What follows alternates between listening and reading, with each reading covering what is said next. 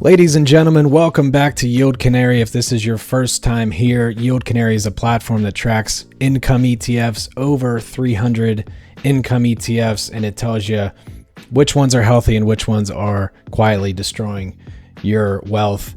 And today is Friday, so we are going through the Insights tab. And if you've never seen the Insights tab, it is 11 curated lists.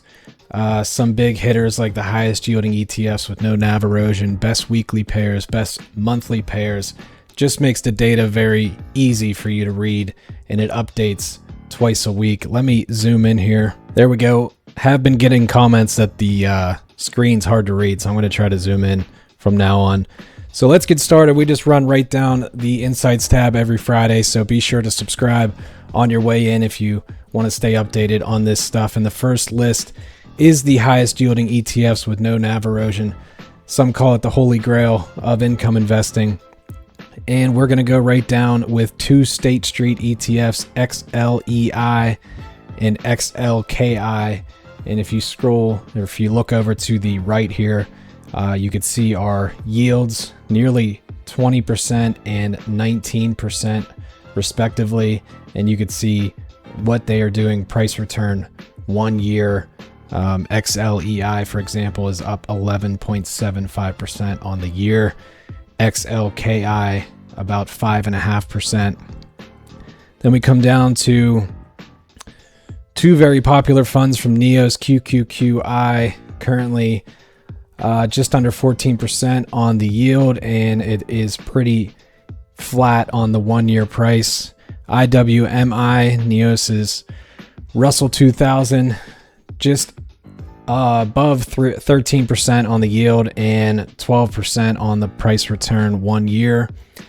And the third one from State Street, XLII, is just under 13% on the yield and 6.5% on the price return 1 year.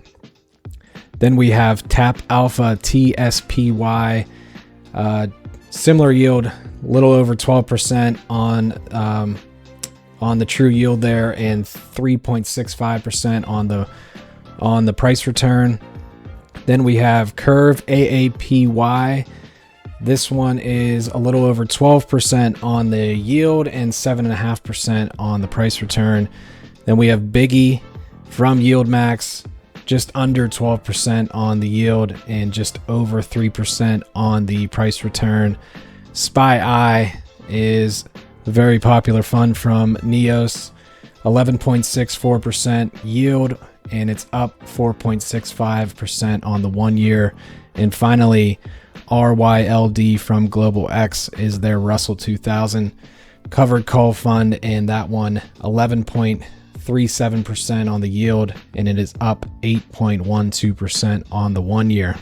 Moving on, and I'm not going to go through every single list here and every single fund on the list. Be sure to check out YieldCanary.com if you want to see this stuff for yourself.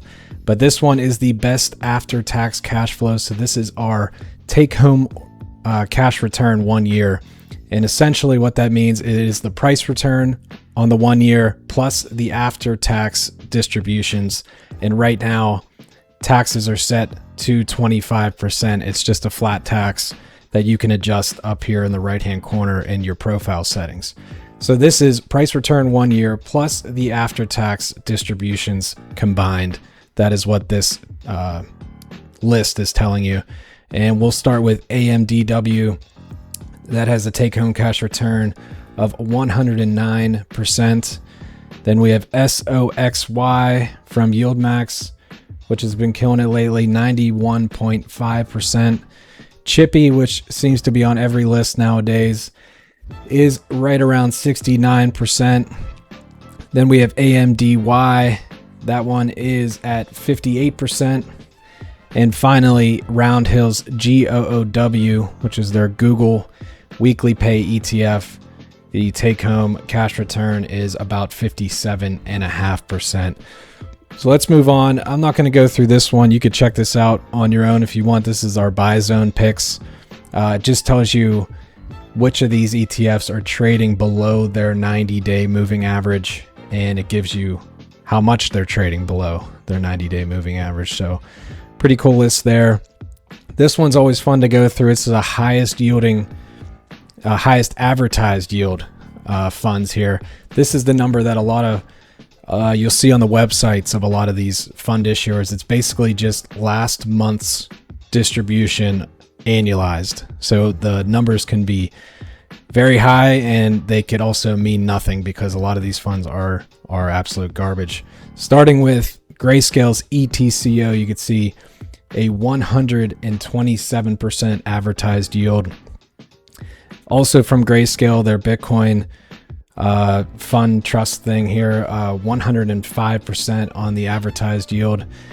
Then we have PYPY from YieldMax and BABO from YieldMax. Both are over 100% on the yields. And finally, HIYY from YieldMax is just above 96.5%.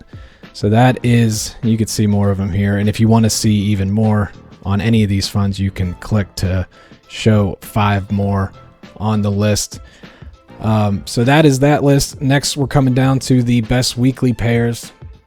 And this one's sorted on monthly spendable cash yield, which is last month's distribution on an after-tax basis. And like I said, 25% is where the taxes are in this example. And you're going to see a lot of the same funds we already talked about already. AMDY, you can see the yield just above 80% with a monthly spendable that just updated 6.33%.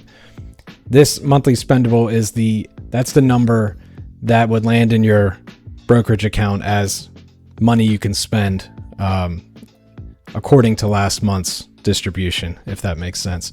So AMDW from Round Hill, 37% yield, 4.78% on the monthly spendable. Then we have TSMY and CHPY right around 3.5% on the monthly spendable. You could see their true yields respectively right here, 38% and about 29% for CHPY. And finally, we have another one from YieldMax, XOMO, which is quite the mouthful, 36% on the true yield and 2.86% on the monthly spendable cash yield for that one. Next up is the best monthly pairs, and you're going to see 2 from the no NAV erosion list here from State Street. These are healthy funds with at least a 5% true income yield, and these are also sorted on that monthly spendable with your tax rate applied. So here are the 2 from State Street that we saw earlier. I'm not going to spend too much time on those, but you can see the true income yields, 18.6, 19.6, and the monthly spendables over here as well. Then we have QQQT. This one has a 15.43% yield and a 1.27% monthly spendable. XPAY from Round Hill, 16.68% yield and a 1.26% on the monthly spendable. And you could see the rest of the funds here. KGLD, which is Curve's Gold Fund. And then we have GOOP, another popular one, KQQQ, IWMI. These are all mostly on the no NAV erosion list. And I'm not going to go too far into these 2 lists. So these are the biggest improvements of the week and the biggest deteriorations of the week, we call it. So this compares what happened this week with what was going on last week.